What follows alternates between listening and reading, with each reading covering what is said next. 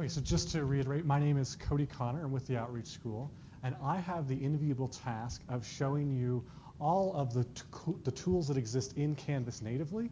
And we think this is important, so it gives you a foundation to understand what you can use to build your course.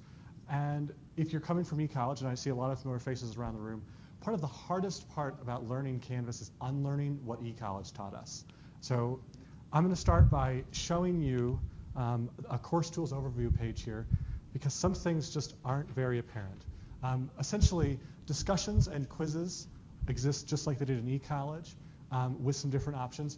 But what's different is that those become assignments, and all assessments are assignments. So Canvas will auto-compile all of your assessment items into assignments, which then dynamically feed into the gradebook. And that's different than eCollege, where you had to go through and select which ones you wanted to be in the gradebook.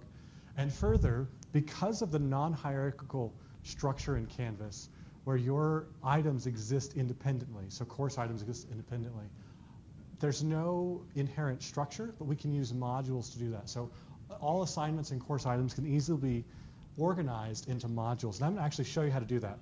So first, we're going to go to assignments here, and we're going to add an assignment. And I'm working in a live test shell, so you'll see what this looks like. We click Add Assignment over here on the far right, and I can give the assignment a name. I can choose from a number of options here. I can either create this as an assignment, a discussion, a quiz, or a non-graded. I'm just going to call it an assignment. I'm going to give it a due date of tomorrow, make it worth 10 points. And when I click More Options here, you'll notice I get a new screen of configuration options for this assignment. So I can add more details here. I can add more or edit my points, put it in an assignment group. And we'll go into more detail later. I'm just going to do this quickly to give you a brief overview of how this works. File uploads. I'm going to click Update Assignment, and I've created an assignment. It's just really that quick. So the next one I want to show you is discussions. Discussions work very similar to how they did in eCollege, but the interface or how you get to them is different. This is a discussion tool. You'll see it's organized into 3 sections here: pinned discussions, active discussions, and discussions that are closed for comments. I'm going to create a new discussion very quickly, just to show you how this works. You'll see this configuration screen is very similar as we move through creating assignments in Canvas. So I can call this test 1. I can give them a prompt here. A couple checkboxes that are important: allow threaded replies. I'll set this to be graded. And you notice that when I click on graded, a number of options appear here that weren't there before. So Canvas really embraces that. Let's hide those options until you need them, which we think makes it a really easy to use tool. I'm going to give this 10 points. I'm going to make this due again tomorrow. Click Save. And I'm going through this and showing you this because at the end I'm going to show you the assignments tab that we went to previously, and you're going to see these populated. The last tool I want to show you here, or one of the last tools, is quizzes. Click quizzes on the left-hand navigation. Creating a new quiz is really easy. Just simply click the Create New Quiz button. And any moment here, you can give it a name, you give it a prompt. There are a number of options here, and we'll go into detail with what all of those mean. I'm going to give it a due date. I'm going to give them 2 days, or until Saturday, to finish this. If I scroll up to the top here, you see I have settings, and then I have questions. So here's how I add my questions. Let's go just update this question. So I've created a question, and we'll have time for questions at the end, I promise. So I'm going to go ahead and save this. And so I've created an assignment, a threaded discussion, and a quiz. And if I click on assignments here, you'll notice, I didn't publish that quiz, but you'll notice my assignments are built out there.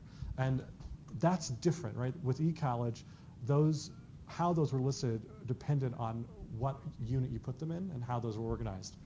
Okay, so I want to show you also pages. So pages exist in Canvas much like course items used to, or items within a unit used to within eCollege. So this is the course tools overview page that I created here for today. I can create an infinite amount of pages and organize them however I'd like. And Athena will talk to us in depth about how this works. But to edit a page, you simply click Edit, and you'd see this just works just like a WYSIWYG. And I can go down here and insert a link to, just going to move my cursor here, to that assignment I just created. So if I want to tell students, be sure to look at the assignment here, just click that button and it puts a link to that assignment. I hit Save Changes, and now my page has that assignment on it. So I mentioned that all of these things dynamically flow into the gradebook. So if we click on the gradebook here, you'll see those assignments listed from left to right there. And it grabs those point values that you gave them. We'll talk more about how you can group those into assignment groups for weighting. But we think this is a fundamental shift in how the LMS works in terms of going from eCollege to Canvas. It's much, much easier. I'll also tell you that we have web conferencing built right into the course platform, and it's under conferences here. And I won't go through the interface, but it's similar to discussions where you have your new conferences and then concluded conferences with a new conference button right here. When you click new conference, you get this dialog box, which allows you to set it up. It's all very, very simple.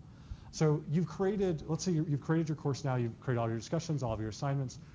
What's different about the interface is that for a student, when they log in, they're not going to see Unit 1 and then items, and week 2 and then all the items there. You can actually organize all of these things together with modules. And modules, if we click, it's down here on the left-hand side, we can create a module, and we're just going to call this Week 1. And we can add content by selecting the gear on the far right, clicking Add Content, and I can add that assignment. And then I can add, if I go here to Discussions, add that discussion, and there I've created a module to organize my course content so that students aren't going to discussions and trying to find those, or going to the assignments and trying to make sense of that. I should mention this is optional. We think this is the best way to organize your content in Canvas, but what works best for you, we're here to support you with that. I want to show you also course settings. This is another remarkable change in how we're supporting the LMS at UW. As instructors, you have the option to edit some important course details. Perhaps the most important that I want to show you here are the start and end dates. So if you want to open your course a week early for your students so they can log in and download that syllabus, or to check out what you've posted as required text, you can click Edit Course Details here, and you can make that start date open a week early. And so your students will be able to go in and access your course early. You can also extend that end date so they can interact with your course, say, a week after classes end. I also want to tell you, in terms of navigation, if you've gone through and created your course and organized it into modules, you can actually change what students see on this left-hand nav bar here by simply dragging and dropping items from the left-hand nav bar from the top, which is visible items, to items that are hidden here. So if I drag these down and hit save, you'll notice on the left-hand nav bar, those are grayed out here at the bottom. Now, another thing that we want to show you is the test student view. And you can't see this, it's kind of, the button is hidden on the right-hand side here. But if I scroll to the right, you'll see the student view button. And with eCollege, we heard often, I want to see what my students see. So Canvas paid attention to that. And I'm actually in test student view. And so you see on the left-hand nav, those items that I hid from navigation are no longer there. So I'm actually interacting with the course as a student. I can do things like post a discussion as a test student. I go here to test.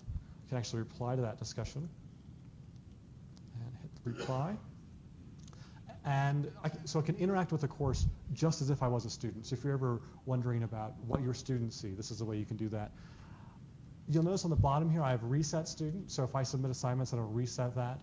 But most importantly, I want to show the leave student view. So once you go into student view, you have to click the leave student view to go back to being an instructor. But what's really great about the test student is that I can go in as a test student and submit assignments, take a quiz, and on the instructor side, I can go grade that and then see how that looks when the test student gets that back. So that's kind of Canvas in a nutshell. We showed you assignments, quizzes, pages, briefly showed you the grade book, and we'll go into all of these tools in more depth today. But that gives you a brief overview of the tools that are available and how you can organize them with modules.